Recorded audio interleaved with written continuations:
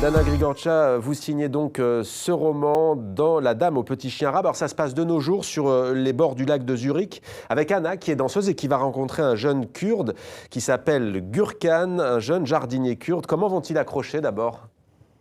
Bonsoir, merci pour votre invitation.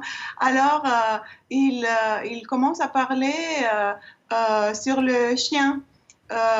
Gürkan essaye de faire venir le petit chien, il l'attrape avec un petit biscuit et Anna lui dit il ne va pas venir, essaye mais il ne va pas venir.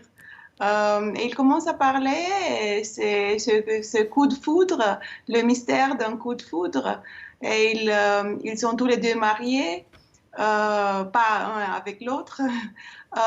Et ils vont commencer une affaire. Après, ils vont se séparer, mais ils vont penser un à l'autre. Et Anna va partir à la recherche de Gürkan. C'est une classique histoire d'amour et en effet, c'est une réflexion sur le pouvoir de l'art. Alors, c'est une histoire inspirée de l'écrivain russe Anton Tchekhov, de sa Dame au petit chien. J'ai transporté l'histoire dans nos jours. D'ailleurs, là, le petit chien, il vient d'Algérie, hein, d'où le titre La Dame au petit chien arabe. Pourquoi d'Algérie? Vous y êtes allé ou pas du tout? Mais dans la littérature, c'est pas nécessaire que c'est moi qui ai allé en Algérie pour apporter le chien, Mais pourquoi l'Algérie alors? C'est vous, le lecteur, qui doivent être là-bas quand vous lisez le livre. C'est parce qu'elle apporte quelque chose d'un pays exotique pour elle, qu'elle pense qu'elle sauve. Ouais.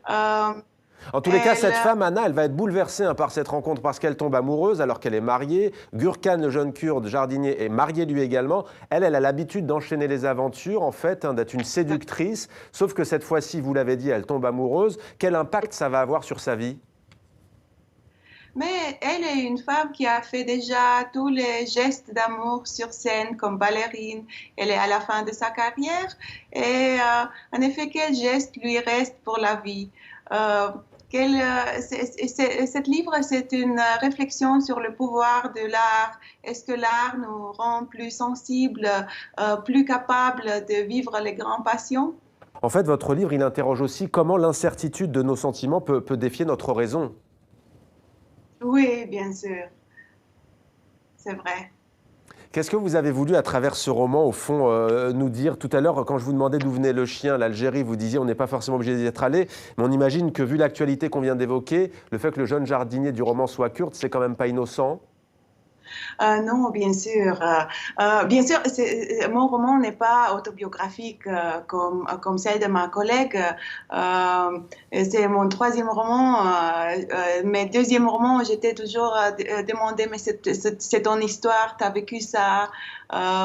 Et j'ai voulu écrire quelque chose que vraiment, je m'imagine que je pourrais vivre, mais peut-être que j'ai vécu, mais je veux que mes lecteurs le vivent, que c'est pas important pour eux si c'est moi, si c'est mon histoire, que c'est une histoire à tous les lecteurs.